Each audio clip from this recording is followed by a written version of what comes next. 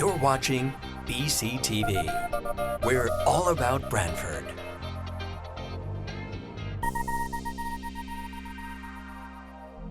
You're watching BCTV, Branford Government Television, a service of Branford Community Television. This program is brought to you in part through the support of the town of Branford. Good evening, everyone. It is 5:30 p.m. April 8th. I'd like to bring the regular meeting of the Board of Police Commissioners to order. Approval of minutes from the February 12th, 2024 meeting. Can I have a motion? Can I have a motion to approve I'll make a the... motion. Second. All in favor? Aye. Okay. Now, we're going to go into executive session. So, I guess Henry. You just need a motion then. Okay. So I'd like a motion to go into executive session to interview and consider candidate. I'll make a motion to go into executive session and interview Second, candidates. A second. all in favor? Aye. Yeah. We're back from executive session. That's every day. I would like a motion to hire Matthew Siwick, S-I-W-E-K. I'll make a motion. Second. To, with a start date of April 22nd. 2024, yeah. Yeah, Do I have a second? Second. All in favor? Aye. Okay, good. Yay. All right, report of the chief. All right. For my report tonight, first and foremost, I want to welcome back and congratulate Captain Greg Watrous. He came back from the 10-week FBI National Academy. That is represents about I think it's the top 1 or 2% in the country that has the opportunity to go there. Very prestigious, great opportunity. He was down in Quantico, Virginia for 10 weeks. Good balance of physical fitness as well as current contemporary management and administrative class work. So congratulations to Greg on his successful completion. He will be our third retired officer. Jeff Morgan was a NA grad. Myself, the deputy chief, and now Greg. We'll stay involved and hopefully be competitive in the process, and maybe in the next, hopefully 3, 4, 5 years, we'll get another opportunity. It takes a while for us to cycle back, but Greg really represented us well and it was well deserved. He's a very good leader.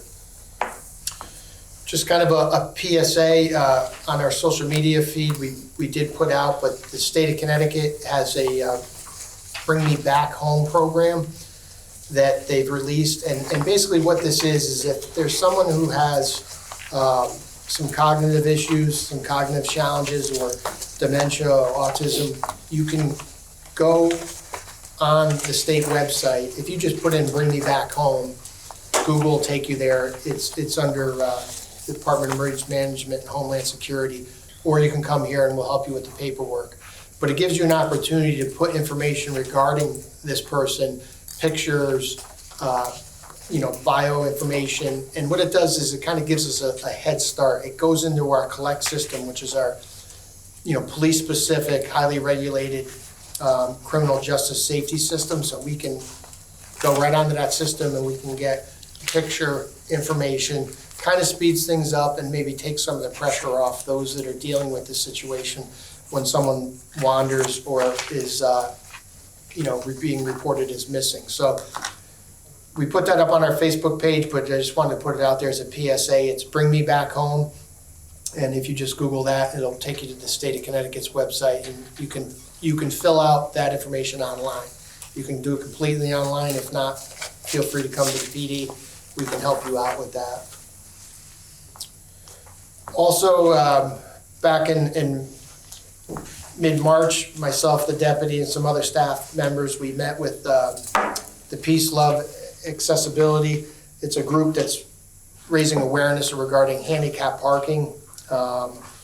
they're looking at some of the loopholes and some of the abuse with the handicap parking. They've made the rounds to a lot of PDs as well as up at the Capitol looking for some legislative support. There was a large amount of expired handicap tags that are just being passed down from people and they're being abused. And there's a significant amount. They did provide us with some documentation and some examples to give to our officers to kind of increase their training on. Some of them you can just view right away and you know that they're expired and they're no good. So it was really nice meeting with them and hearing some of the stories. Ironically, we did have, right around that time, we had someone who was parked utilizing one of these, expired tags, and the officer did take action. Not only took action, but used the state infraction, which was pretty costly. So we had a call today again for another one where abusing, the handicap parking spaces. So for those in our shopping districts, we're gonna do our best to heighten the enforcement on that, but it was a pleasure meeting with them and we wish them the best. What was the name of it? Peace, Love, and Accessibility. They're from North Branford. They're on Facebook, making the rounds and raising awareness. Good. Also in March was the Social Worker Appreciation Day.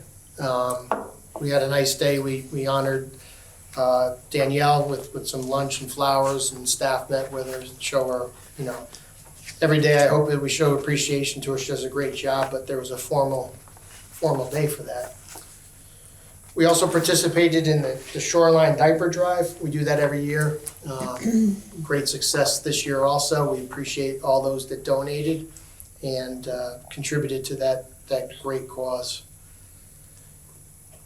On the, you have the statistical reports. There's nothing really out of range that's significant. We're still seeing our trends are continuing. I won't go month by month. Again, we're trending where we are with the motor vehicle thefts. We're still seeing an increase in the domestic violence cases. And I can tell you from last Friday until Sunday, just the activity this weekend, that was trending right along what we're seeing. So a lot of resources towards that. Everything else you can look at your leisure. There's a few burglaries, and they're mainly commercial burglaries in the region and across the state. There's a couple, I'll use the word groups, that are out committing smash and grabs on the overnight shifts. It's a pretty pervasive problem. A lot of smoking shops, vape stores, convenience stores, liquor stores. Some of them are breaking windows, some are actually backing stolen cars through the door. So there's a lot going on in the region, and some of those very well could be attributed to those groups out there. Chief, this report only goes through February. I have March, March starts on page 1 of 7. There should be- page 1 of 7, so that's, I'm on 1 of 7. You keep going down, there should be two separate, you should have Oh, your, this is the text, okay. you should have, yeah. That's all right, I don't want to hold everybody up. Yeah. I do have a question though. When it says forcible, is that with a weapon?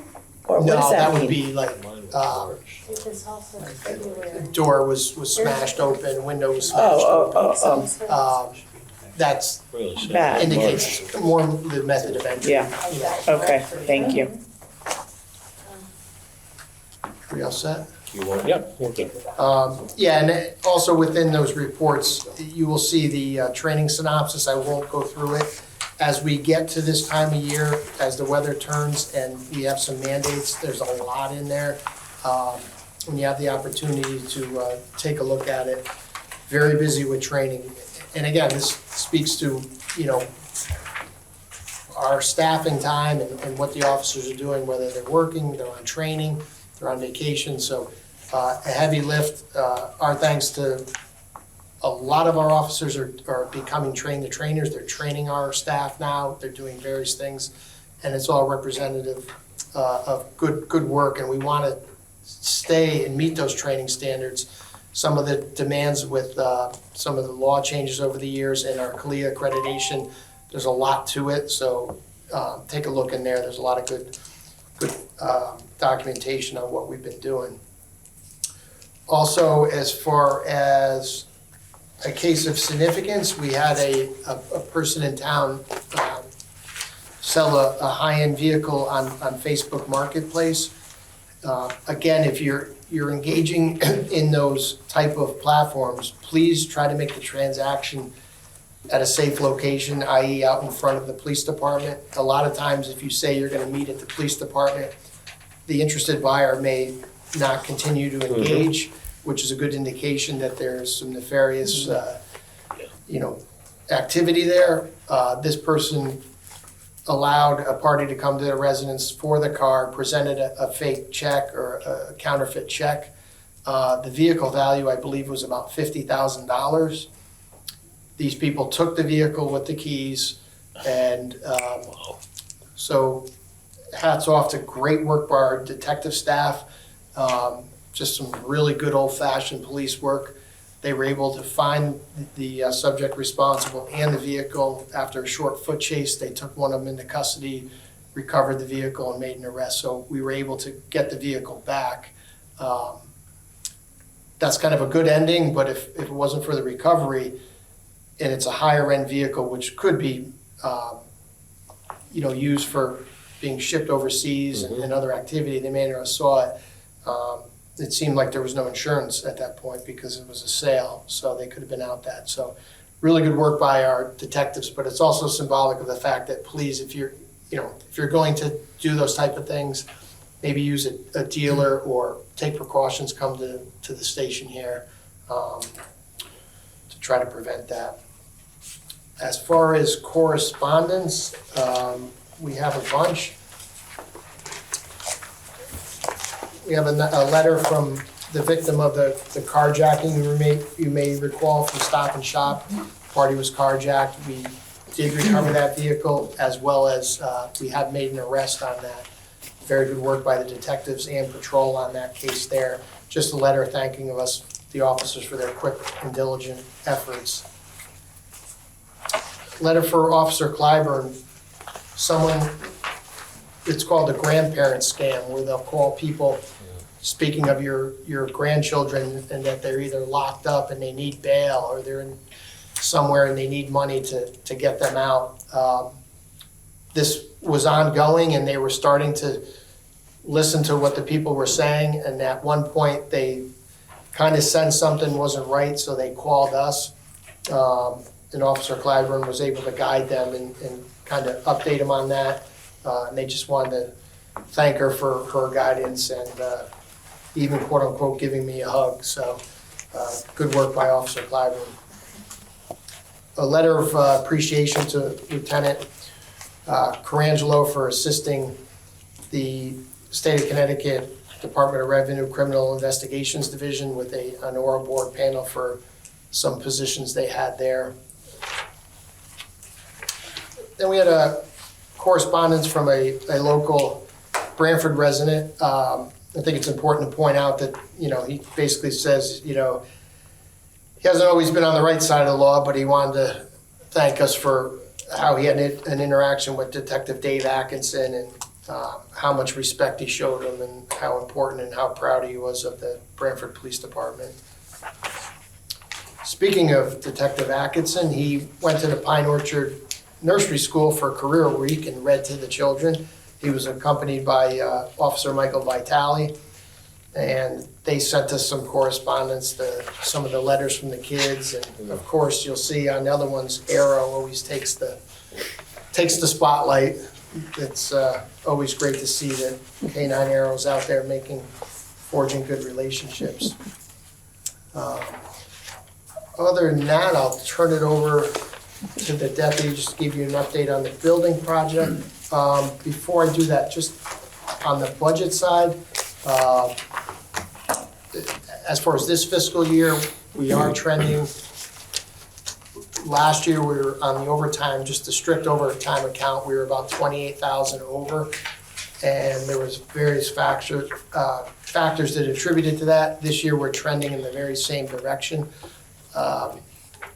At the pace we're going, we'll break even by the end of June. However, that's not encompassing some of the other seasonal impacts we have, i.e. the boat and some other things. So keep an eye on that, but we kind of could trend that and knew it was coming. I do believe there'll be some offsets in our other overtime lines. We have different overtime lines regarding vacation, holidays, and sick time, and I think we should be able to cover it. But just to give you a heads up on that. Also, as we go into next fiscal year, I just want to say that we've made it through the Board of Finance. Everything's going to the RTM. The support has been fantastic. Everything from our capital requests, the boat, which was $515,000, that's been kicked over to ARPA money. To what? ARPA money, the American Rescue Plan Act. Yeah, It was that's good. a lot of money that was funneled through the towns and the government. That indicates to me that, that's a pretty good sign. Our capital requests were also granted through the Board of Finance, so we move on to the RTM, as well as the 2 additional officers for our staffing for next year. So again, the support's been great. We look forward to the next step with the RTM happening relatively soon. With that, I'll turn it over to the deputy. So as of March 13th, that was we received the approval for funding for the building project, which was by unanimous vote of the RTM. I believe that the tours of the building were well received by RTM members. Excuse me, can I make a comment? Sure. You did a fabulous job of presenting Thank you. at that, don't you think? Absolutely. It was, Excellent job. yeah, it was a great experience, a lot of good questions. And, We learned a lot too. Yeah. It's Well, good. I feel as though, the tours were well received, and most members of the RTM actually came and saw the building on site. So I think them taking the extra time to come and see the building, see firsthand the issues that we're facing was instrumental in moving the project forward. So at the March 25th PBC meeting, there was an approval to move forward with a life cycle cost analysis of the HVAC systems within the project.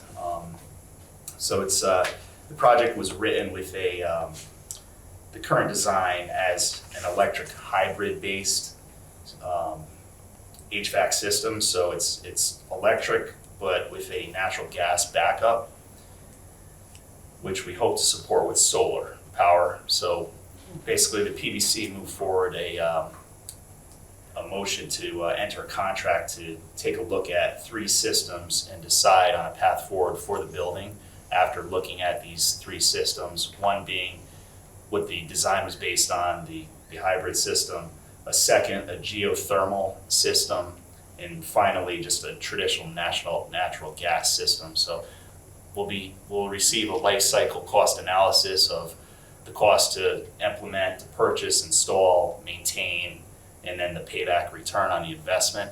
So the PBC will be deciding after receiving those studies on how to move forward with the HVAC system within the building. So is that just for HVAC? Just on the HVAC side of the Yeah, it's project, not yes. The whole It's- electrical and like with geo and solar, it's not the whole system. It's not all the mechanicals, Yeah, it's just yeah. basically the HVAC, so heating, cooling, Cool. and Okay. so and I think more of it, what was in the current design is it's a very efficient system. It's some of the best technologies available right now, but it's just more of our due diligence to be prudent to say, what's the best system and best approach moving forward in terms of cost, benefit, and life cycle. So that's just an update on where the project is as of right now. The architect's completing construction documents, so working on the construction document phase, and we'll be waiting on this analysis to move forward. Thank you, Chief. So, report of the chair, just again, big congratulations to everyone involved, both of you, on the successful approval of the building project, and everyone else that was involved. I mean, it was, those meetings that we attended were very well received. I guess all the questions were answered properly, and You guys did a great job. Thank you. We do not have any citizens' comments. Oh, we have a citizen. We have a citizen. Do you have any comments? No. All right, may I have a motion to adjourn? Yes, Yes, I do. yes, You know I'm from the Bronx, right? Right. yeah, Go Yankees. Go. okay. All right, I didn't hear it unless you did it. We did open session for the new hire, correct? yes. Yes, yeah. Okay, motion to adjourn, Make a motion. second, Second. all in favor? Aye. This program was brought to you in part through the support of the Town of Branford. Watch town meetings and other videos on demand at BranfordTV.org.